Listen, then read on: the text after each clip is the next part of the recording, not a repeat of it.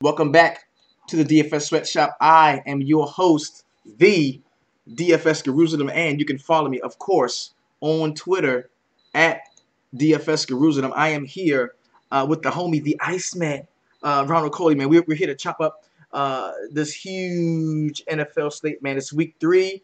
Week 2 was good to me. I'm ready to get back to it. Yo, the Iceman, what's happening, bro? What's going on with you, man? How you doing? Oh man, pretty good, man. Just looking forward to this week 3. It's a bit, looking at these games, it was a bit tough trying to find out like what plays I was gonna make, but I got through it, so we're all ready to go.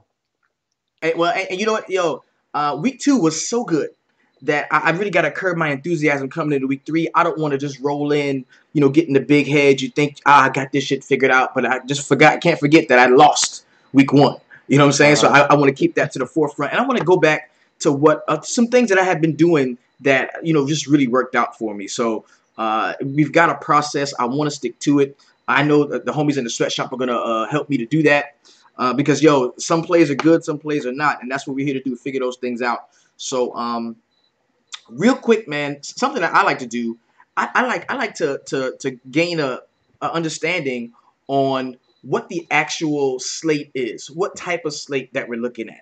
Okay, and I pulled up. Well, I'm gonna pull up a graphic here to kind of support some of the things that I'm talking about. So, let's check it out. All right, so Okay. if we look at this, right, wide receivers from week 1, and we've got Michael Crabtree leading off. We see me week 2 with 32 points. We got J.J. Nelson 26, Emmanuel Sanders 24, Devontae Adams, Jermaine Kearse, Mike Evans, Alshon Jeffrey. Like, we look at this, and these are not like the usual suspects.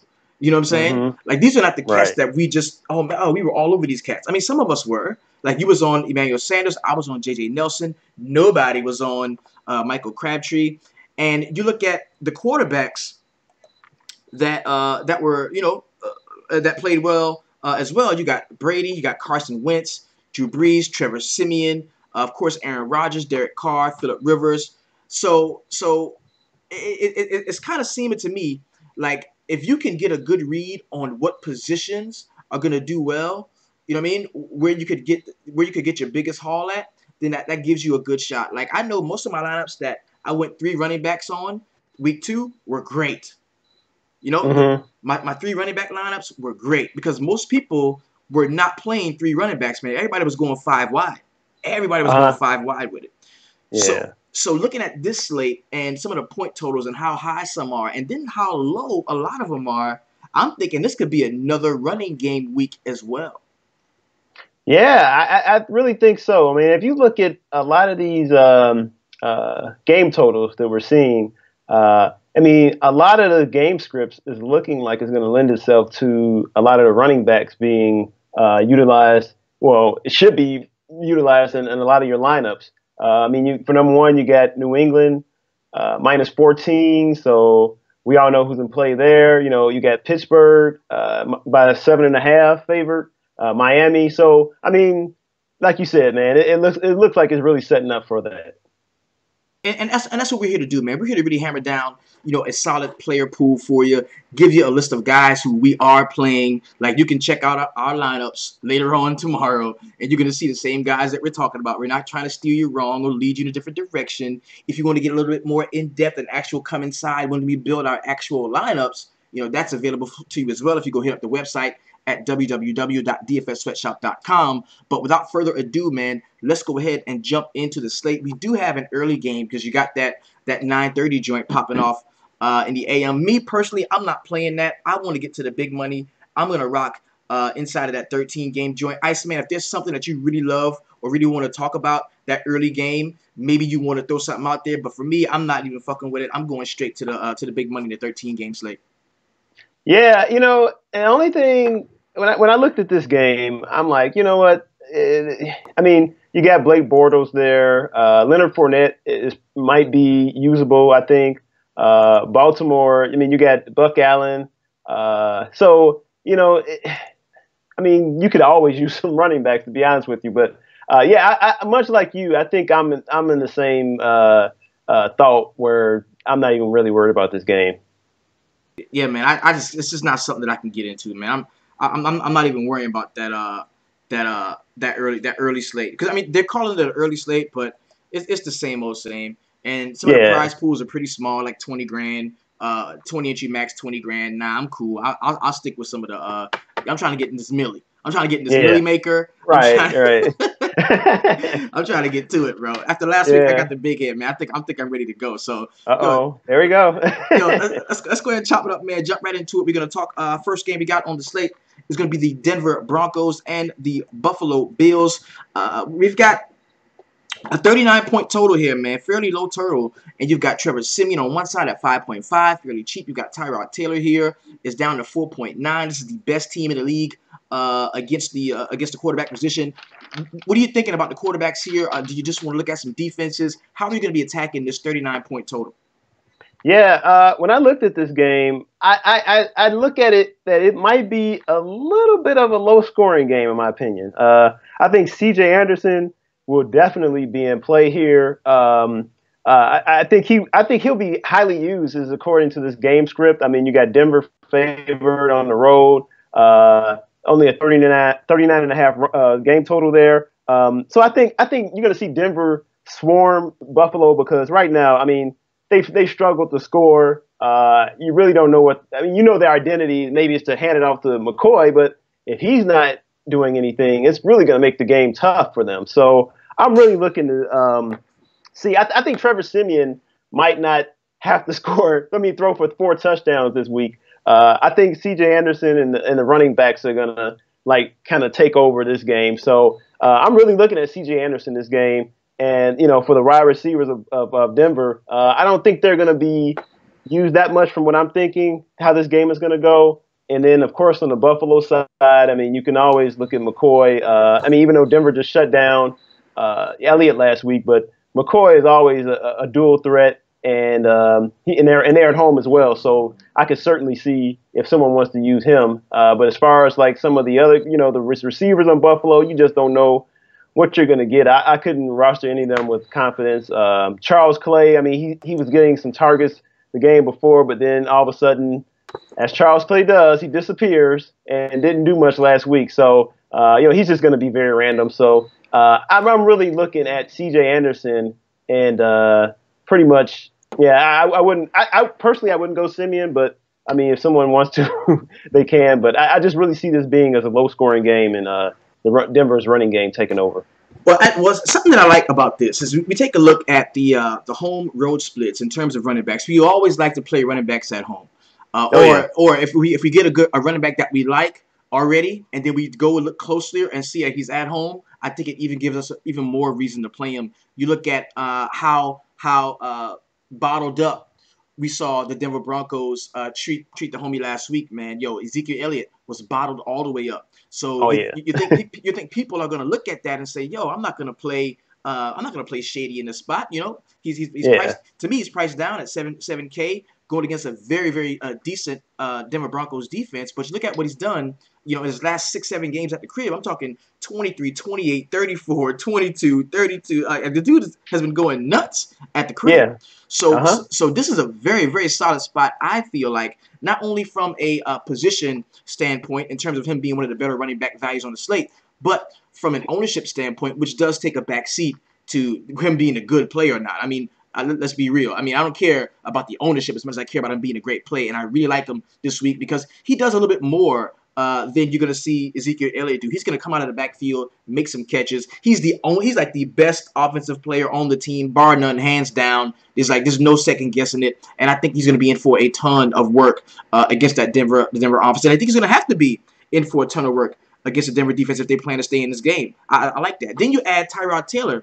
The guy does have just enough mobility, okay, to keep the defense honest enough from bearing down on him. I like Shady, bro. I like Shady in the spot. I do. Okay. All right. I went off on that. Yeah. Yeah. I mean, he's capable. I mean, but Denver. I mean, like I just saw our boy Quinn Williams say this is a perfect letdown spot for the Broncos. I mean, possible. I mean, I don't think it's likely, but I definitely like Tyrod Taylor. He's in play if you want to try to get a low on guy. Like you said, he's going to have to do stuff with his feet, and McCoy is going to be involved with that as well. Oh, and I never got a chance to address this, but people laughed at me, okay? Week 1, when I was like, yo, running back, quarterback, wide receiver stack, I'm telling you, this shit is going to pop. Every week, there's going to be one of them that's going to go off. And fucking the Kareem, the Hunt, Tyreek Hill, and thing went off. What was the name? Hunt, Tyreek Hill, and the Alex Smith joint went off. And I was like, yo, this shit is going to happen again, bro. You want to get one of these in? I'm telling you, it's gonna happen again. And they're laughing at me. And then what did the Rams do? What did the Rams do? They went nuts. The Rams went crazy. So, yo, if you like a running back, wide receiver, quarterback stack, you like a 3-headed monster that you really like, yo, do not be afraid to jump into it, man. Get on it. All right.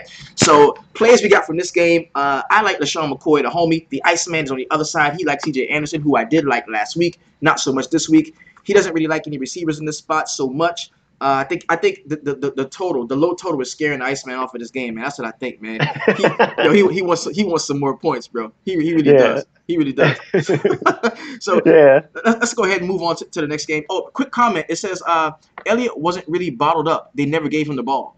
The reason we thought Elliott was a great play was because running the ball is how you beat Denver. Nothing has changed. Fire him up.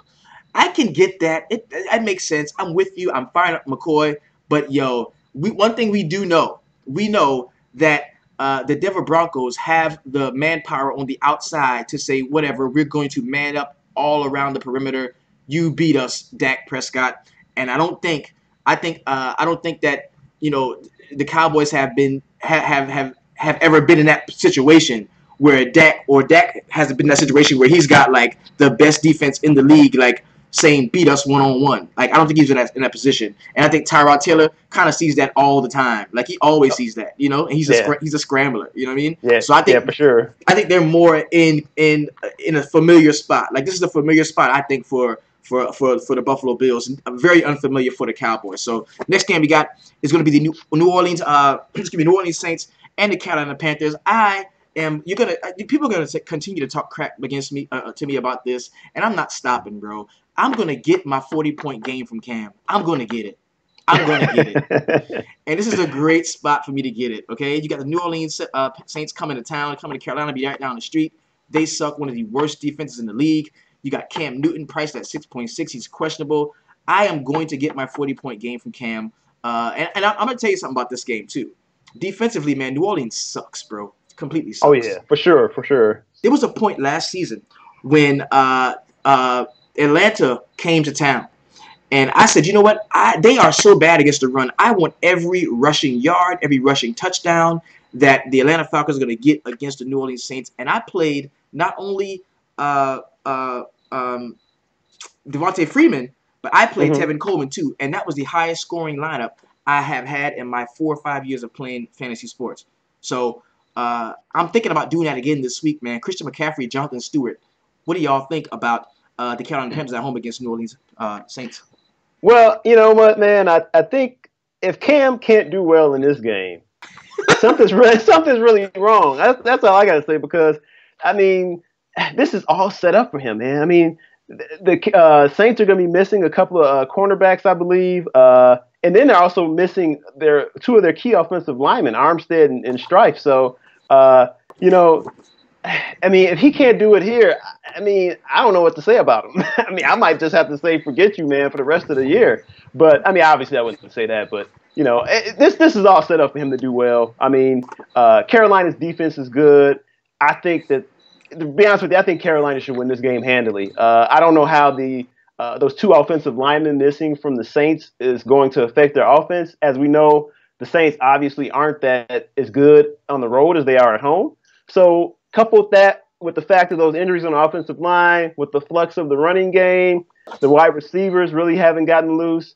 I really think that Carolina's defensive line is good enough to really disrupt this game, and I really think that they're going to run away with it, to be honest with you.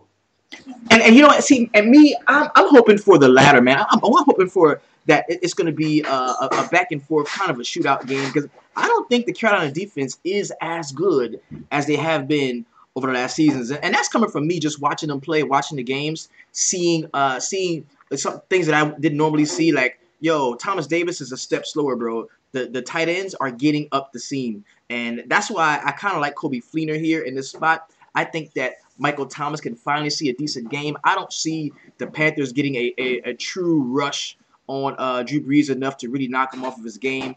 So I think I could go either way in a spot. I'm going to have a New Orleans stack with a Kelvin Benjamin. I'm going to have a Carolina stack with a pass catcher from New Orleans. I think this could be one of the higher scoring games of the slate, and people don't see it that way, but that's just what I'm seeing here. 46.5 point total. I like this game. This is one of my favorite games on the slate, and nobody really likes it that much.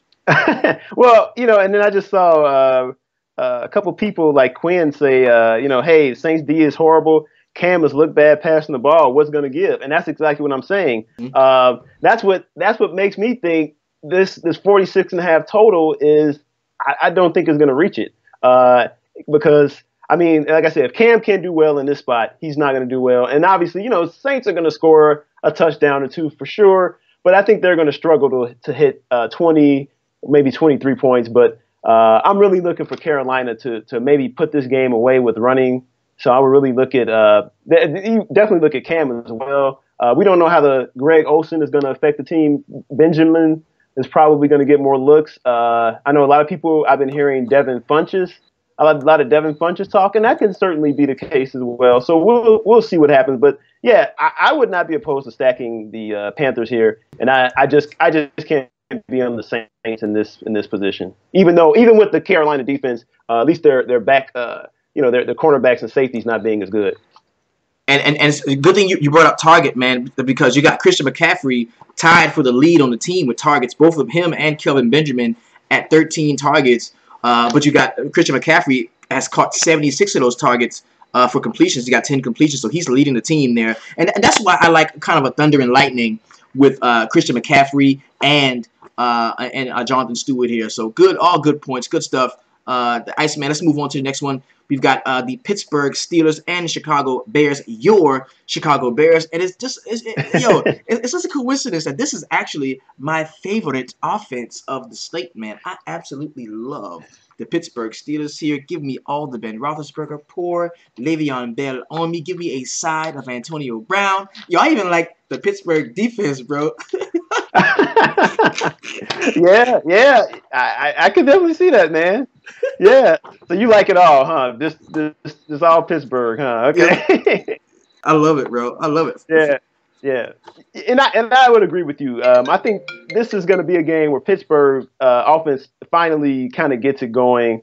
I mean, we saw Le'Veon Bell not be Le'Veon Bell the first 2 weeks, because of the holdout that he had. But I think they finally get going here. I mean, the Bears' defense is solid, but it's not solid enough to stop one of the top offenses in the whole league. So they're going to struggle. They're going to struggle to keep up with the Steelers. And I think you might see the Bears throwing the ball a little bit more. I think, obviously the Steelers are above average defense, but the Bears, I mean, I wouldn't really look to roster, someone like Kendall Wright. I mean, Marcus Wheaton is a name that you might want to look at for a low price. They're going to have to try to get the ball downfield because they won't be able to run it. So I think Marcus revenge narrative. Yeah, there you go. Yep, exactly. Yeah, I think Marcus Wheaton is in play. This Jordan Howard Cohen thing, man. I just don't know about this. I mean, I could not roster either one of these with confidence to know which one is going to really be the one to go off. If anyone goes off, which I don't think they will. And of course, on Pittsburgh, you got Ben Roethlisberger, Bell, Brown combo. You can get that going. Perhaps even Jesse James. I mean, if you look at the matchups, this is really, it may look like an average matchup, but the Bears can give away some points. And I'm really looking for Pittsburgh to probably score 27 in this game. Now, and 22 targets is leading the team, leading your Chicago Bears, man. And that's going to be Tyreek Cohen. And, in some of the lineups that I was looking at making, I think I can definitely take a shot at Cohen here. Just, as a guy that's probably going to be fairly low owned, going to be overlooked in this spot. Didn't really have a great week last week. I'm coming from a stellar week one, a guy that I'm going to be looking at. Then you got Antonio Brown, 26 targets. Yo, he leads the league in targets without a touchdown. Oh man, He yeah. leads the Something's got to league. give, man. Something's got to give, bro. Antonio has got Yeah. to. He's gonna have that 2 touchdown game, and it could very well be against your Chicago Bears. So I'm gonna highlight Marcus Wheaton here as we're gonna throw him into our player pool because I like the way you brought that up. Plus, I'm always a sucker for a narrative. And then, of course, we've got we've got Ben Roethlisberger, Le'Veon Bell, we've got Antonio Brown, Martavius Bryant is a guy that you maybe want to get involved with, and then of course Jesse James here. So next game we got is going to be the Atlanta Falcons and the Detroit Tigers. Damn, it's baseball season, They bro. got baseball, It man. is still. I'm thinking about my lines. I want to check my lines. Oh, there it is. Okay, okay. I'm currently winning $51. Yo, can I tell you something? I have 5 lineups. I put out 5 lineups. $25, right? 5 lineups. Okay. And out 4 of 5 lineups, I had Lance freaking Lynn in them. And that dude sucked. Yeah. Yeah, he was. He was bad. Bro, Lance Lynn was dog shit today. Uh-huh. Oh my God, he was horrible. So here we go. We got the Detroit Lions and the Atlanta Falcons. Matt Ryan let us down last week. Only got like 16 points, something like that. Wasn't good at all. Wasn't bad, but he didn't do the damn thing the way we thought he would. Another one, Julio Jones, a guy yet to get in the end zone. We know he's got superior talent. Guy that can stretch the field, do anything you need him to do. And then on the other side, you've got Matt Stafford coming off a very good couple of weeks. Where are you leaning? It's a 50.5-point total. It's only a 3-point differential in favor of the Atlanta Falcons. Where are you leaning here? Who do you like? Well, I like Atlanta in this game. I think that they're going to find it very friendly in Ford Field. I think this game, I think this has an opportunity to definitely exceed that total there, 50.5. I mean, sure, you're going to have Darius Slay probably on Julio Jones, but it doesn't matter. I mean, and then on the other side, Vic Beasley won't be in for Atlanta, and this should help Detroit keep pace. So I'm definitely looking at a lot of guys from this game. I mean, Matt Ryan is a consideration for me. Of course, Freeman as well. I mean, all across the board, there's a good matchup. Even though it might look like it's a negative for Freeman in this game, I still wouldn't have a problem putting him in a stack if you wanted to. And of course, Detroit has always been susceptible to the tight end. So if you want to throw Hooper in there, you can do that. So and, Detroit. I mean, I'm looking at Stafford to do well in this game. I mean, I'm definitely thinking he can get that 3-touchdown game that we'd like to see, 300 yards, and you get your bonus on DK. As far as the receivers go, I mean, I know one of them is going to go off, but I just don't know who. So I would have to go back and forth about that one. But yeah, this game is definitely fantasy friendly, and I'm definitely looking forward to playing a lot of these guys. Now, something that I've been looking at, man. I'm always a fan of targets, man. Checking out targets. You got Golden Tate, man. This dude, 16 targets, okay, and he caught 14 of them. That's an 87.5% completion percentage. Hasn't had a touchdown yet. You see the recurring theme this week, like the wide receivers that 3 weeks into the season are getting all the targets and making great catches, just not scoring touchdowns. And I think a lot of that ends, bro. This is the week to go 5 wide. I kind of prefaced it. I tried to set it up. Earlier we talked about how, it was all about having a bunch of running backs. But I think this week where there's no straight up value at running back, like there's no like real value at running back. You've got, Kareem Hunt is priced all the way up. You've got Le'Veon Bell, 8.8, which I think, makes people just want to go play him. He's under 9K. You're going to see a lot of him. And I think you're gonna have to differentiate yourself at the wide receiver position. And what better way to do that than to grab the guys who are good, who are probably not going to go highly owned, who haven't caught a touchdown yet. They're due, bro. They're due. So guys that I like here, I'm going to kind of piggyback on what you said. Of course, Matt Stafford, one of my favorite quarterback plays on the slate. Matt Ryan is as well. Love this total to 50.5. Sounds good to me. Definitely want to have some exposure to Devontae Freeman with Matt Ryan. And, of course, Julio Jones is due, as we stated earlier. The guy that I like here is Golden Tate to pair with Matt Stafford, or even maybe some Eric Ebron here at 3.3 is a guy caught a touchdown last week, and I think he can do that again against a very subpar linebacking core for the Atlanta Falcons. So a lot of guys I like in this game. Oh yeah, and I see a lot of people in the sweatshop saying the same thing. They like both sides, and some people even think this is going to be the highest scoring game of the week. So we'll see. Well, guess what? To be the highest scoring game of the week, they got to score 82 points. Jesus. Well, outside of that Thursday game, that was crazy, which was totally surprising, man. That came out of nowhere, man. Where did that come from, bro? It's gonna happen every week, bro. Every week it's gonna be a 3-headed stack, man. That's gonna go off. They're gonna go all the way off. Yo, and that was really a 4-man stack because you could have played Gurley, the Robert Woods, like, oh, man, that shit was crazy, man. Let's move on because I didn't do what I was supposed to do with that. Next game we got this is gonna be this is the toilet bowl. Next game is gonna be the toilet bowl. Okay, we've got the Cleveland Browns and the Indianapolis Colts. Both teams are in a disarray. Both teams have just made major changes at the quarterback position. You went from the Andrew Luck to the other bum guy, Tozine, to Jacoby Brissett now. Now you've got Deshaun Kaiser here. Both are priced $5K or less. I like the running backs here in this spot. It is a 42-point total. Don't be afraid to play catch in this game. And I love Crowell. I think he's a very solid running back play. Very close to being a core play for me at 4.8. We know how bad Indianapolis can be against the run. I think the Browns defense is going to be in a good spot here. And on the other side, maybe some Frank Gore. This is the worst defensive team against the run. You've got Jack Doyle, who everybody is talking about this week. And that could even be like a low-owned, crazy, cheap stack with Jacoby Brissett, Frank Gore, and Jack Doyle. What do you all think about this game? Are we fading? Are we going to play some shit? What are we going to do? Well, I look at this game as being the battle of the bad. I mean, like you said, both teams are really struggling. I mean, the quarterback position for both teams is just like not good. I mean, Brissett, Kaiser. It's like I know I've been rough on Kaiser. I mean, he's a rookie. I know that. To me, he just hasn't shown anything that makes me confident in him to, get me some decent points. I mean, I know he might be cheap, but I just don't see it. And even against a somewhat struggling team in Indianapolis defense was decent, last week against Arizona. So, and also the Browns. I mean, they've been somewhat decent as well, holding Pittsburgh down at home. So, and then also you have to remember that the Browns is going to be without Myles Garrett and Jamie Collins as well. So I wonder, what is the identity of both of these teams? They're not running teams, and they don't pass very well. I mean, I guess you could say the Colts' identity is throw to the tight end, and that works for us.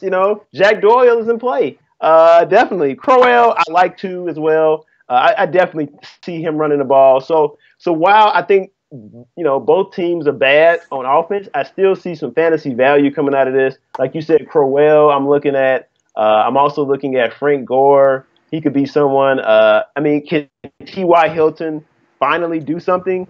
I really don't know. That's not really something I can point to, but I know for sure Jack Doyle will get some targets in this game. So that's what I'm looking at. And also this kid on Cleveland, if provided Kaiser can actually throw him the ball. Higgins. Higgins. Yeah, he had 11 targets last week. And, I mean, targets may fluctuate from week to week, but for him to get that many targets on like a team like this really shows me that he must be in their plans. Definitely. And with the injuries that they've had to that wide receiver spot, man, you can definitely look. I mean, who else are you going to throw the ball to? Right, exactly. Yeah. You know what I mean? Yeah. Who else are you going to throw the ball to? So, like that one, you kind of chop that up, man, hit a home run. I hate when you do that because I don't have anything to say. But just to piggyback on the Iceman, yeah. Jeremy Ladd doesn't like my Kaiser take. I'm sorry, man, because we went back and forth in the Facebook group about it. I'm sorry. He has to show me more. I'll be willing to jump on the Kaiser bandwagon, but he's out of control a lot in my opinion. So I don't know. We'll see. If he does well, hey, I'll tip my cap. And maybe Ralph. And to keep it real, for those of you that are not in the VIP, man, we do not agree on everything. The one thing we agree on is that either way, one of us are going to be right. Like we do not mind straight up going against each other, bro. In terms of our picks, we do not mind because it all works out, bro. It all works out. For sure. It all works out. Next game we got is going to be the Tampa Bay Buccaneers and the Minnesota Vikings. We're going to have Case Keenum here. They do have a price on him. He's 4.5. I don't suggest anybody play him and watch he goes out tomorrow and throws 4 touchdowns. We've got Jameis Winston, the homie, 6K. Very solid Minnesota defense here. Don't know if Keenum is the quarterback to keep the ball in their hands and to have the defense on the field, or the Tampa defense on the field for a very long time. I think they could give the ball back to the Tampa Bay offense a lot, which kind of supplements the Minnesota defense being so good. I think that Tampa Bay will get so much touches that some of the Tampa guys are actually playable. Normally against the Vikings, I'm not playing anybody. I'm gonna just move on past that game. But this is a game with Case Keenum that I think that if you wanted to play, if you absolutely wanted to play Mike Evans, you absolutely wanted to play Deshaun Jackson, hoping for the home run, long ball. If you absolutely wanted to play Jameis Winston, I think you could. I wouldn't have an issue there. What do you think? Yeah, I would definitely not be on anybody from Minnesota. I mean, that's just the team you don't know what you're going to get. And I'm looking at this game. I would definitely be looking at Winston and Deshaun Jackson. In terms of Jacquizz Rodgers, I mean, this matchup it's like an average matchup, but I think you're going to see some big plays from this Tampa Bay offense, and I think Deshaun Jackson could provide one. So I really see Tampa Bay winning this game simply because Minnesota, I'm not sure what I'm going to get. They're struggling, and what weapons do they have? Bradford was a very efficient quarterback, and I mean, sure they have Cook. Cook looks to be a good running back, and of course they got Diggs, but I'm not really confident the ball can get to them. So I'm really looking at Tampa Bay winning this game. And, taking some players from their offense is definitely going to be a contrarian move, but it's one that could pay off. Definitely. I agree. Yeah. I agree totally, man. And I also want to throw out like a little quick monkey wrench. If Case Keenum, man, Case Keenum is bad. He's not very good. And this kind of puts the Buccaneers defense in play for me. And I hate to play defenses when I don't love the running game. So that's the only thing that's going to curb my enthusiasm. I've got to really, really like. In order to play your defense, I've got to like your running game. That means at least I know with a solid running game, those are minutes, precious seconds and minutes that the other team will not possess the ball because they're running, And that's the one thing that's keeping me from going full-on Buccaneer attack Case Keenum, because I don't love Tampa Bay running game. But I think they still are going to be in play for me. They definitely are still going to be in play for me. Next game we got is going to be the Houston Texans and the New England Patriots here. We got Tom Brady at 7.7. Is he the highest salary guy on DK? I believe he is. You got Deshaun Watson. Yo, the homie Tom Brady just came off of a crazy week where he just led all quarterbacks in scoring. You got Mike Gillislee at 5.7, who I think is still underpriced, even though, you look at the Belichickian way, and you never know who's going to be the star running back from game to game. But, you don't have Dion Lewis, jumping in. You don't have that guy this year. I mean, is Mike Gillislee that guy that Dion Lewis was last year? Like, I don't know. Is he that? I mean, Blunt is gone. So, I mean, it's got to be Mike Gillislee. Like, we figured this shit out. We finally figured out who the Patriots running back is, right? Yeah, right. Yeah, that's true. And he's clearly, I mean, you look at his rushes or touches the past few weeks, it's been 15 and 18. He scored 3 touchdowns the first game and then 1 touchdown last week. So he's definitely going to get the call when it comes to running, I believe. And, of course, Brady's going to throw. But I am a bit concerned in this game. I know I may be, one of the few, but I think I'm kind of concerned about Brady in this game. I mean, Houston is a superior defense. I mean, when Brady last faced the Texans, he was ducking and dodging a lot of times, even though they won the game. But still, and he had Julian Edelman at the time. So, and also Houston didn't have J.J. Watt at the time as well. So I really look for this game. I know that the line is 14, but I think this is going to be a lot closer. So all these, I'm sorry, go ahead. No. I was soaking that up. You said the line. That's a bold take. That's a hot call right there, homie. That's a hot cup of coffee there. Yeah. But I mean, I really see this being a closer game than this 14 line suggests. And I think the lack of, I mean, Brandon Cooks is he's been getting shut down. I mean, don't get me wrong, he's been going up against a few good cornerbacks, but I mean, his targets, I mean, he's got 11 targets in 2 games. So I don't know what's going on there, but and I mean, I think Gronk is going to play from what I believe. But I think this game is going to be a little bit of a struggle for New England. I mean, they came off that big win against New Orleans, so a lot of people might be on them. But I don't know. I think this game is going to be a little bit tougher than a lot of people think. Now, and for me, you know how we talk a lot about in MLB, like when there's a pitcher who you think is going to be the chalk and is going to be really good, but you kind of don't agree. And it's one thing to say, hey, everybody likes that pitcher, I'm not going to play him. But it's another thing to say, oh, everybody likes that pitcher and I don't, I'm going to attack him, to kind of like go at him. And I think that's what we're doing.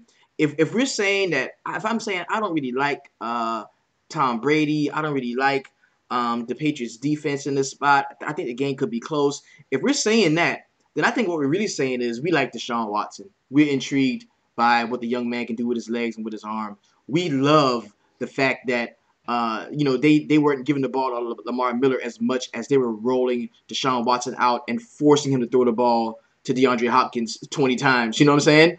So if we don't love the Patriots here, I think that means we got to take a look at some of the Houston guys. Now, me personally, I think Mike Gillislee is like the easiest running back play on the slate for me at 5.7. The dude is cheap as shit and is the hot hand right now. So I'm going to have a ton of exposure to him. I don't really love Tom Brady because I kind of agree with you that the game is going to be just a little bit closer than a lot of people think it is. So I am going to have maybe a line or so, with Deshaun Watson paired up with DeAndre Hopkins. What do you think about that? Yeah, I would definitely not be opposed to that. As you can see, Hopkins has been getting a lot of attention. Double-digit targets in both weeks. 16 the first week, 13 this past week. Only thing that's missing from him is multiple touchdowns in consecutive weeks. So I definitely can see Hopkins doing well in this matchup. If you look at the matchup here, he more than likely see Malcolm Butler coverage, Malcolm Butler's a great cornerback. Don't get me wrong, but DeAndre Hopkins is a lot taller than him, so I think he can have an advantage there. So I really look for them to try to run the ball this time more with Miller. So hopefully he can get going. So I know you were saying Deshaun Watson, maybe Miller and Hopkins stack. You're thinking? No. I was Watson Hopkins, and okay. I'm going to break this down some because we got some. They're rambling and they're going ham inside of on the YouTube, right? And they're like, what does it have to do with Brady? Belichick destroys rookie quarterbacks. And this, I'm gonna tell you something. This is something that I noticed when they played the last game when he took that big hit, when Deshaun Watson took that huge hit from Geno Atkins. Mm-hmm. It's something that the look on his face after he took that hit and he dropped back and he was like, "Yo," he looked around and he realized I am faster than every motherfucker on this field. You could tell it was what he was thinking. Was like, "Yo, if I want to run, nobody can catch me." And that's when the game changed for him. And I don't think there's when a young player realizes that, especially these type of quarterbacks, when they realize that for the next couple of games, like there's no way to game plan against them. Because you don't know the tendencies. Once they figured out that Michael Vick carries the ball in his right hand like a loaf of bread, and you don't even tackle him, just try to strip it out of his hand. You know what I'm saying? Once they figured out some tendencies, it was harder for him to do that. But Deshaun Watson is a very young and exciting player, bro. And for sure. I think he's 20 points waiting to happen at 4.7. I mean, playing him naked by himself, or playing him with DeAndre Hopkins, who he's gonna throw the ball to a ton of times. So that's the reason why I like him. That's kind of what I like him. And plus, the New England Patriots defense just ain't that good. They're not a great defense. They haven't been for quite some time. They're just not. Mm-hmm. So next game we got is going to be the Miami Dolphins and the New York Jets. We got a -6 in favor of the Miami Dolphins here, 43.5 point total. The game is going to be in New York. This is a division joint. You got Jay Cutler at 6.1, Josh McCown 4.5. McCown has not been horrible in his last two starts, bro. He hasn't been horrible in his last two starts. 16.74 against Oakland, 11.4 against Buffalo. Do I want to play him against the Miami Dolphins? Probably not, but they are one of the worst teams in the league in terms of defense versus that position. What do you think about Josh McCown? And then tell me if you think Jay Cutler can hook up with the homie, Devontae Parker or Jarvis Landry. I kind of like Jay Ajayi mostly in the spot. Okay. Well, you know what? The Jets gave up 66 points in 2 games. So Miami is definitely in play, all of them. Cutler, Ajayi, of course, his favorite guy in the world, Landry, who had, 15 targets last week and caught 13 balls. So, this whole offense is in play for me. As far as the Jets go, I think you're going to see a little bit. Coarse and McCown look pretty good together. I think you're going to see more of that. The Dolphins' defense is nothing special. I mean, Jets have plus matchups all over the board. This might be a game that might win a GPP. When you saw Josh McCown being in that winning GPP lineup like last year, I think it was early last year. This might be an instance. I mean, because they have plus matchups. They can do it. I mean, so I think I definitely wouldn't be opposed to any kind of Jet stack here. The only thing is the running back. That whole thing is just a mess. Forte, Powell, I don't think either one of them are going to be able to separate from them. So they're going to split and take stuff from each other. You won't even be able to know what to do. So me personally, I do plan on just, trying to stack with them. Just the Coarse, maybe Robbie Anderson, maybe both of them can get off along with McCown just to see what will happen. I mean, it's likely that obviously I think Miami's going to win this game, but it's going to be a little bit closer than what people think, and it's possible there could be some good fantasy value on the Jets side. Yo, okay, this is funny. I'm going to go back because the homie Marcus Johnson says, yo, I live in Houston. I know this. If you take away the touchdown run, he's sitting on 11 points. That's insane because why would you take away what the guy does best? You take away a 49-yard rushing touchdown. What do you mean? Like 6 points for the touchdown, a rushing touchdown, and 5 points for the yardage. That's 11 points. 11-point swing. He doesn't have to do much else. Like that's crazy. That's what the guy does. The guy runs around. Like that's what he's good at doing. Like it doesn't make any sense to not have interest against a team that's probably gonna give the ball back because either they're scoring a lot. Honestly, the Patriots are gonna give the ball back to Houston a lot because they're probably gonna score. So you give this guy, you give this kid a bunch of opportunities to possess the ball and to matriculate the ball down the field. It could be in for a decent day fantasy scoring. We're not saying the Houston Texans are going to win the game. We're saying you give him the ball a lot, and he could definitely put up points for you from a fantasy perspective.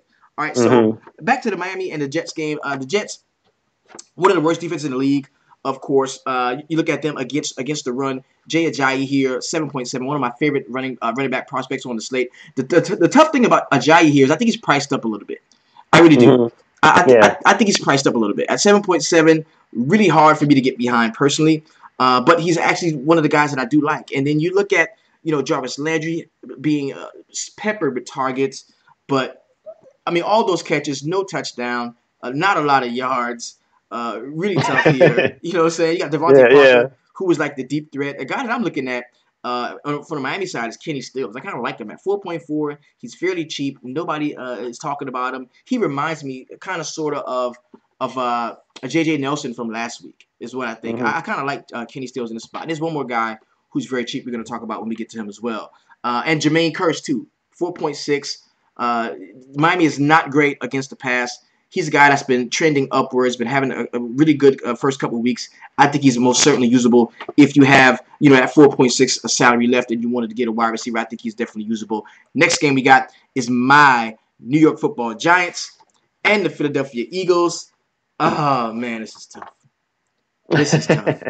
43-point total here. You got the Philadelphia Eagles at the crib as the favorite. They're giving up 6 points to the Giants, man. Eli Manning, my quarterback. This is my quarterback. You know what I'm saying? This is your team, It's my quarterback, man. Yeah. This dude has not looked good, and it's impossible for him to look good. A 3-step drop, they're on his ass. A 5-step drop, he's on the ground. It's been very rough. They cannot run the ball. It's just tough. Eric Flowers, he can't. I mean, listen. Eric Flowers couldn't block the sun out of his eyes, man. This dude is bad. So you got Beckham back at 8.6. Do you take a shot on Eli and Odell, thinking they can hook up for a touchdown or two? Do you leave it alone? What do you think about this game? Let me get to the positives first. The Giants' defense is good. The defense is going to have to be the star in this matchup for them to even keep this game close. So I'll tell you that much. The Eagles' defense has been good as well. So they get the tee off on the horrible offensive line of the Giants. So this is going to be tough for the Giants to really do much of anything. To be honest with you, I'm not on the Giants in this game at all until the Giants get that thing fixed. I mean, they have no running game. They have no offensive line. I mean, they have Odell and the tight end. What's his name? I forget his name. Evan Ingram. Yeah, Ingram. Yeah, he's nice. He seems like a nice player. But I mean, the running back situation is just a joke. I mean, Perkins hasn't done anything. Of course, Vereen is a pass catching back. So I mean, this Philadelphia defense is good, and I really see them holding the Giants down probably under 2 touchdowns. Now, and this may be the Giants fan in me, okay? I'm gonna go full. I'm not gonna go full homer, but I'm gonna go a little homer, okay? I'm gonna go ho. I'm not gonna go homer. I'm gonna go ho. I don't love the Eagles defense. Everybody is jumping all over the Eagles D. I don't like the Eagles defense this week. I think the Giants can put up points. I think the Giants will lose this game. I do. I think that it's tough to get a guy like Eli Manning going because he's the type of quarterback. His immobility and his success in play action is what should be used to propel this team. Unfortunately, that's not what we're seeing because they cannot set up a running game. But I think that just Odell Beckham being another week healthier and being out there on the field is going to keep this game competitive. It's going to keep the points kind of flowing. They're going to score points. They're going to score more than 18 points. I really feel like they're going to score 20 points for the first time in 8 games. I think they're going to do that this week. But I also think the Philadelphia Eagles are going to beat this team. Now, for that reason, I am going to take a look at Odell at 8.6. I'm going to have a look at him. I think Evan Ingram is not a guy that I want to play. You look at the Philadelphia Eagles, man, they're pretty good against the tight end position, and I don't want to play them there. That's kind of their strength, the Eagles. Right. Oh, yeah, for sure. Yeah. But I love Carson Wentz in this spot, 5.9. You get a guy with that upside against a defense that could be without our best cornerback. The Jackrabbit could maybe not even playing. So you got him, Carson Wentz, with Zach Ertz, bro, and we are one of the worst teams in the league. I'm talking about it's finna be a breeze for the tight ends in the spot, yo. And I love Zach Ertz and pairing him with Carson Wentz. You add to that the linebacker troubles that the Giants have been having. You've got Darren Sproles coming out of the backfield catching passes. I think that's my stack, bro. I think Wentz, Sproles, and Zach Ertz, man, for the money is what we can use this week, man. I absolutely love that. Okay, yeah. But the thing is, I do realize that this matchup with the raw numbers looks to be bad for Wentz, and it's probably not the optimal play, but it's definitely a play that I think can be made. Like you said, get a stack in there with Sproles and Ertz and Wentz. I wouldn't be opposed to that. Next game we got. Let's move along to the Seattle Seahawks and the Tennessee Titans. This is a game that I haven't heard a lot of people talk about, man. It's a 41-point total. It's only a 3-point differential between the two, and you've got the game in Tennessee. Russell Wilson at 6.3. You've got Marcus Mariota. He was a darling, the week 1 darling. Didn't do much. Everybody loved him. He was the week 1 darling, bro. Now you got Derrick Henry at 5.3. Probably going to be starting here. You look at DeMarco Murray. I think he could be down with an injury. Eric Decker at 4K, fairly cheap. Yo, this offense, the Tennessee offense is coming in fairly cheap here. You look on the other side. I usually, like I always say, don't like to roster Russell Wilson this early in the season with Jimmy Graham. I think hobbled, but still probably should be playing here. Him and Doug Baldwin can hook up. You don't know what the running back situation is going to be. You've got Procise and Carson. Then you got Thomas Rawls here. A lot of uncertainty with the Seahawks as a team right now, especially as an offense. And I just don't want to have much exposure to either side of this game. What do you think? Yeah, to be honest with you, this game is really tricky here because I'm really seeing it play out as a lower type. I think it's definitely going to be under 41 total. I think. Russell Wilson has been running for his life the past 2 games. Their offensive line is a joke. Tennessee's offense is decent. They're going to go up against a pretty decent defense of Seattle. I mean, if you look across the matchups, Tennessee is going to have their hands full, somewhat, but I still think they can get the job done a little bit. Mariota, but the question mark for me would be Murray. What's going on with Murray? His touches have been significantly down. I mean, are they playing him? Who's the main back here? Is it Derrick Henry, who had 14 carries last week, who looked decent? So this game is a little bit tough, but I don't really see much value in it.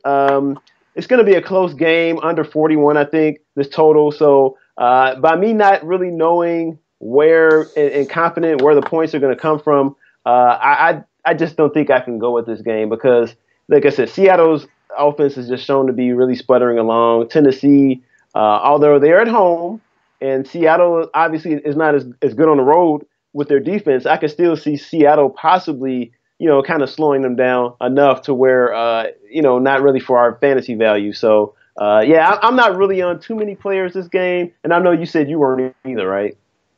Oh yeah, nah. I'm pretty much this game, unless I find out before lineups lock that there's no DeMarco Murray, absolutely, he's not playing, and I'm gonna load up on some Derrick Henry. He's probably gonna be the overwhelming chalk, and they're gonna make you play him. If I find out that he's not in, that Murray's not playing, I can play some Henry. Other than that, man, don't love either. Don't love either one. Either of them. Don't love either one. So let's move on to the next game. We got the Cincinnati Bengals and the Green Bay Packers. I'm gonna tell you right now, bro. Probably the highest owned player. If I could just go off of what everybody's been saying and what I've been hearing all week long, it seems to me that everybody loves AJ Green, and they want you to pour AJ Green all over them this week. And and whenever that happens, I want to take a step back, and I want to look at this from an objective standpoint. And we look at the Green Bay Packers and how they're one of the worst teams in the league right now against the pass. For a couple of reasons. Number one, they're not very good in coverage. Number two, they have been scoring quickly and giving the ball back, and been in situations when they got kind of blowed against Atlanta last week. So could the game script follow the same suit that has been following for the Green Bay Packers, which is going to benefit a guy like AJ Green, or do the Packers just come out and lay the wood to him and get it all get it in? I don't. This is really tough for me, and I'm not just going to jump all over AJ Green, even though he's priced down to 8.1. He could be a very solid fade because everybody loves this dude, bro. Every fucking body loves him. And look at Andy Dalton, bro. If AJ McCarron was starting this game, I would be all about AJ Green. But Andy Dalton he's been sucking. They're mad with him, bro. They hate this dude right now.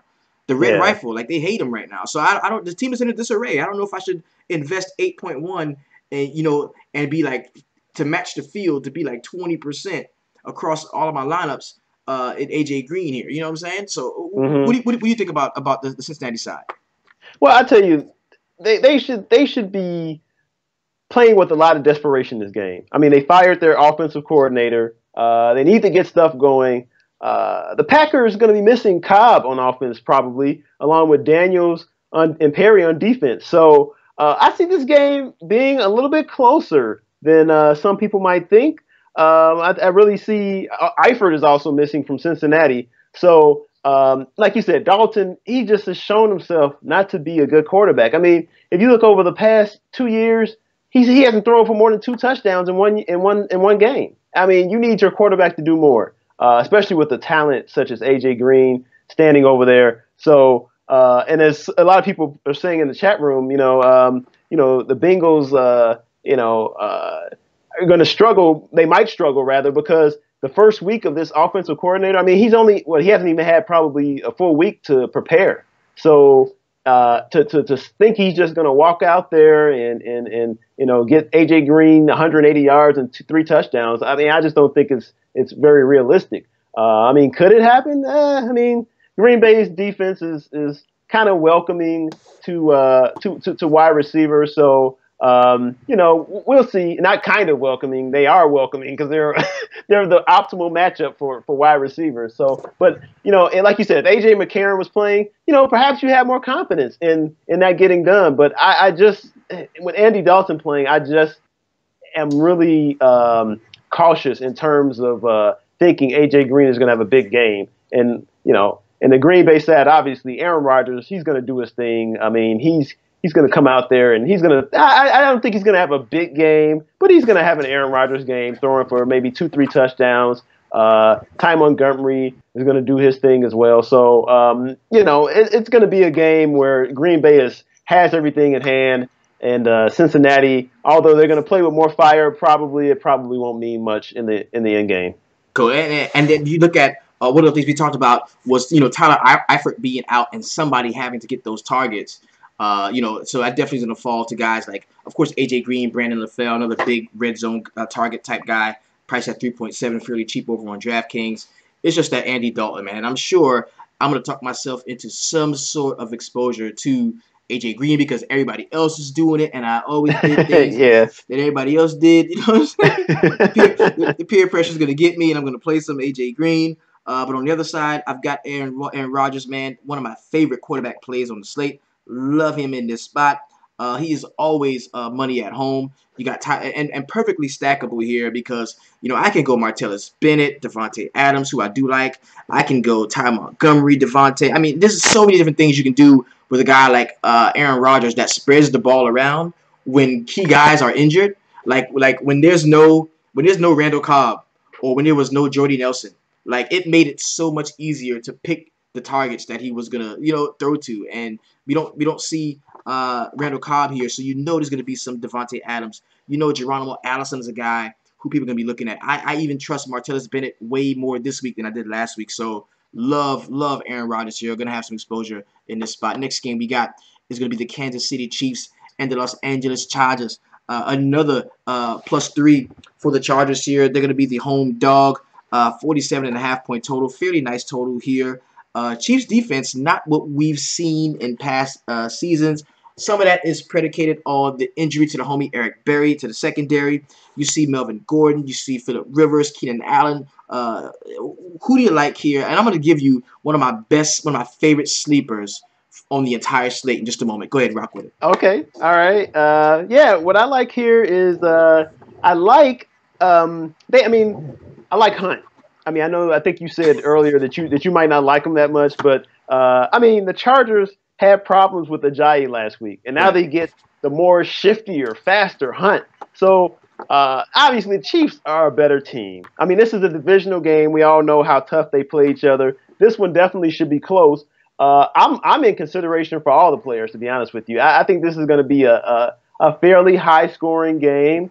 With some points being scored, a lot of fantasy value. I can definitely see stacks from both sides. I could see a Phillip Rivers, Allen, with Gordon stack. I could see the other side as well with a maybe Smith, Hunt, and Hill stack as well. So I think there's going to be a lot of fantasy value here. And I know you said you had a sleeper, and I want to know who that is. Well, first and foremost, Iceman let me old nuts hang. I give them all to Kansas City. Okay, I like that one. Okay, I like it. Yeah. Me personally, not going to be too tough on Hunt here. Alex Smith either. I don't love Alex Smith. Tyreek Hill at 6.6 is the playable guy. I wouldn't have an issue there. I kind of like Kelsey at 6K. If I'm going to be paying up for a tight end, that's one that I think I could pay up for. My favorite play from this game actually is a sleeper, man. And it's Travis Benjamin. Okay. I absolutely love it's not a play. Okay, ask me why I like him, and wait for me to give you some type of statistical genius. And I don't. Sometimes I just got a feeling about shit, man. And I have a feeling that Travis Benjamin is gonna get loose, and he's gonna score one from deep, and he's gonna catch a few balls, and he's gonna get in the end zone, and he's gonna score almost 20 points at 3.5. And I'm going to have him in a lot of different spots. I love Travis Benjamin. I really do. Travis Benjamin is a guy that I like him this week. So, of course, Keenan Allen, I like him. I like Melvin Gordon. Of course, I like Phillip Rivers. I will have a stack. Phillip Rivers is priced up to 6.4, up from last week when he was under 5K. I think it was like 5.9 last week, and that's when I really loved him. But at 6.4, man, I could take it. I could take him or leave him, but I will have some Travis Benjamin as a filler in some of my other lineups. So, next game we got. It's going to be the Oakland Raiders and the Washington Redskins here. 54.5 point total. Yo, I love this game, bro, and everybody else does too, man. This is the highest total on the slate. Anytime a game has this type of point, this point total, the 54 points, but the differential is so short, like it's only 3 points separating these teams. So, and this is not like a end all be all. Like this is, I mean, but this is the projection, and this is nuts. You got two quarterbacks priced fairly decently. You got Kirk Cousins, one of my favorite quarterback plays on the slate. I'm going to go the other direction. A lot of folks are going to go Derek Carr. I like Kirk Cousins. I love him. Terrell Pryor's a guy I like. I think Jamison Crowder at 4.9 is going to be in play. I really wish Jordan Reed was healthy, but since he's not, I really can't get there. On the other side, if you wanted to play Derek Carr, it makes complete sense. I would pair him with two wide receivers, probably Amari Cooper and Michael Crabtree at 7.4. But those guys are pretty priced up. What do you think about this Oakland team and their ability to go out and score those points in Washington? What do you think? Well, I mean, both of these teams have excellent perimeter receivers, so I'm really looking forward to this game. It's going to be a fun game to watch. I really love both sides, to be honest with you. I know Kirk Cousins hasn't looked that great in the first few weeks, but this could be a game where he finally starts to do something. I mean, they got to win a game. I mean, they're 0-2. They got to get it going. So and he has to be the catalyst for that. So I'm really looking at a shootout here. I think the Raiders obviously do have the better quarterback. Both teams have excellent weapons. You got to consider all players here. So I'm seeing. I think Cousins is going to do better this game, I do think that he's going to throw maybe an interception or two. That might be a pick six. I don't know. That's just my bold call, I guess. So yeah, but I still see this game being a good fantasy value on both sides. I'm really on Oakland here. I love Derek Carr along with Amari Cooper. I really think Cooper has really been getting a lot of flack for not scoring touchdowns, for dropping balls. He'll be matched up more than likely with Breland, who he has a pretty good advantage over. So I'm thinking Cooper kind of gets fed here this week. As Crabtree has stolen all the touchdowns most of the time. So, I think Cooper, this is his week to kind of finally do something. And then, of course, Jared Cook is another guy you got to look towards. He's just one of the top tight ends in the league. So, or one of the top. So, I really think you can expect a good game from those three guys.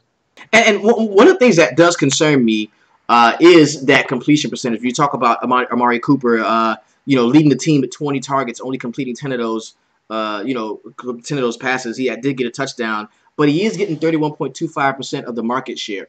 So that does bode well going forward. But you look at Crabtree, man, this dude 13 of 15 targets caught, 3 for a touchdown, 86.67% completion. You look at Jared Cook, a guy who a lot of people are high on this week. Have you not heard, a lot of folks are talking about Jared Cook here, 9 completions, 11 targets. That's really good. So this passing attack, I think they're primed for a decent performance.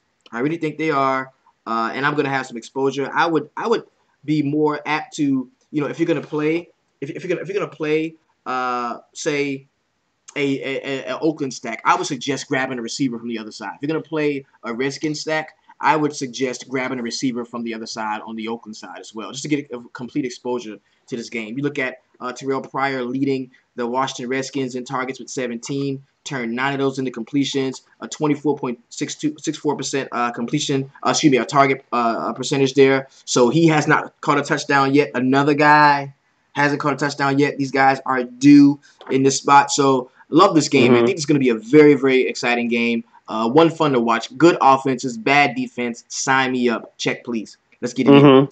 Last game we got on the slate is going to be the Dallas Cowboys and the Arizona Cardinals, 46.5 point total. This is your late night hammer, so to speak, the 8:30 game, Sunday Night Football. You got Dak Prescott. He's down to 5.9. You got Carson Palmer at 6.1. You got Ezekiel Elliott here, 8.5. What do we think about Zeke this week? Can he get right? Arizona has been, so far this season, one of the better teams, quote unquote, against the run, but they haven't been good against the run because they've been stopping the run.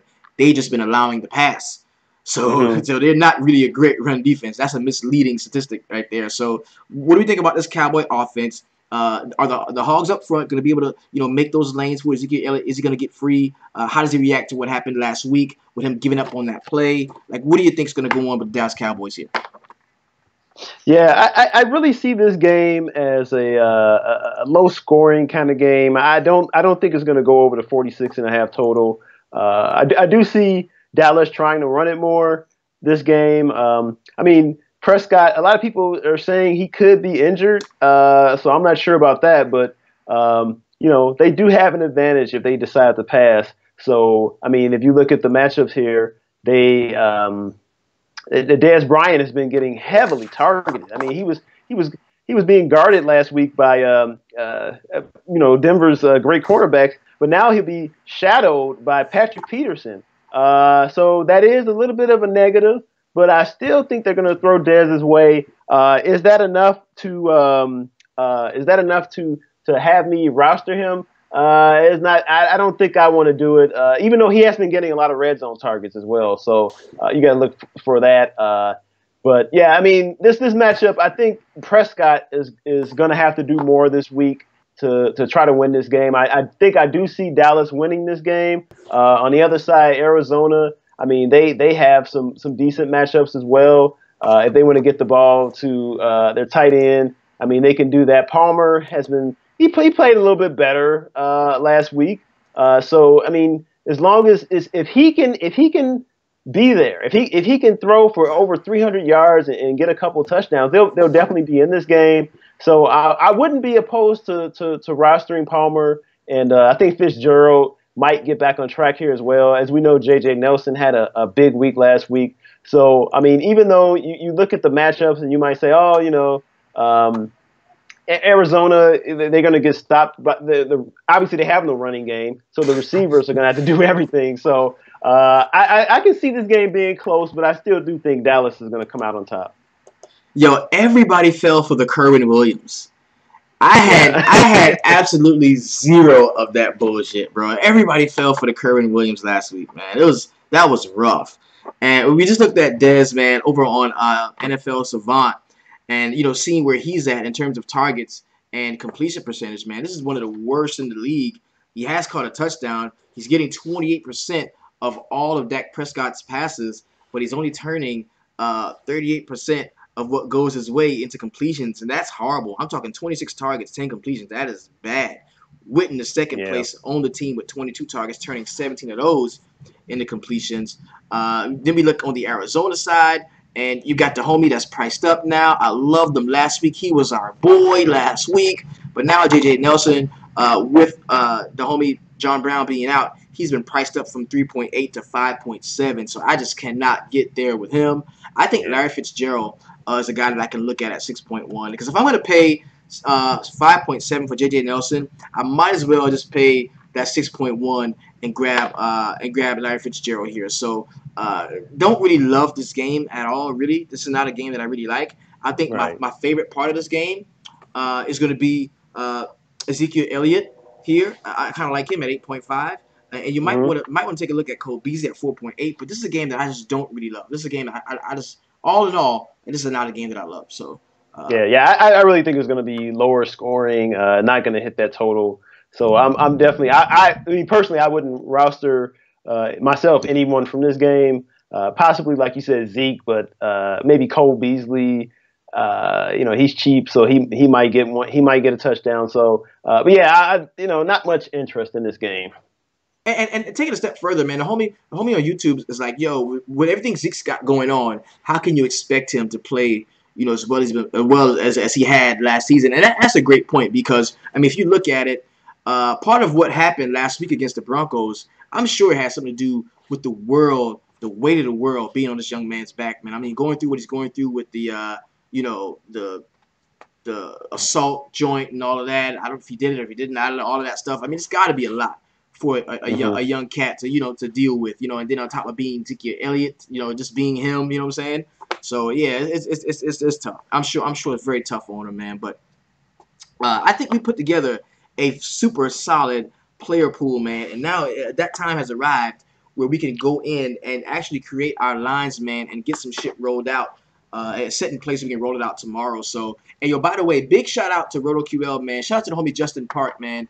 RotoQL, my favorite spot to do all of my fantasy stuff, man. I'm gonna be rocking with it in NBA in a few weeks. I went through it last year with MLB, NBA, NFL. I love it. This is one of my favorite things to use. My favorite DFS tool. If you want to check it out, man, it's very simple. Go to rotoql.com, man. They should hook you up over there. I'm not getting paid for saying that. Although we should be. But you should be. we should be getting paid for this. You know what I'm saying? Yeah. But guess what? You're getting paid for this because cats that are using it, man, are getting to the money. So the beautiful thing we do in the sweatshop is we take it and we work it and we do the damn thing. So it's been an honor and a privilege, man, hopping on to you, man, for the YouTube fam. If you want to come behind the curtain and check us out and see what we're about to do, very simple. Go to the website, www.dfssweatshop.com. I just paid for sweatshop membership mode, so talk about what I'm getting. Oh, okay, all right. So, if you're gonna join us here in the sweatshop, there's a few things that you're gonna get, man. The first thing you're gonna get access to some of the best DFS minds in the game. You've seen us; we're always on top of tournaments. We're always all over the place. The best DFS players I've ever seen. A lot of them are here in the group with us. You're also you're gonna get 2 live streams per day. I come in the group, kick down the door, man, and we chop shit up. We actually build lineups together that you can use or not, or whatever you want to do with them, tweak them, twist them, do whatever you want to do. And we take a different approach to DFS, man. We don't just look at it from a standpoint of, oh, man, I know about football, so I'm going to win some money. That's just not the case. That's just not the case, bro. We take a real honest look at DFS and see it for what it is, and we attack it that way. So, awesome group of guys, man. The Iceman. Okay, all right, just to tell you, guys start with me, and they move on to do their own thing. Some of the YouTube stuff that you all watch right now, like guys that you might go check their channel out, and they give good advice and they do well. A lot of them started with me. A lot of them started here with us, because that's what we do, bro. We crank out the shits. So if you're looking to get better at DFS, possibly springboard, catapult yourself and do your own thing, but you want to start with a really good family and keep in touch with us, like so many have.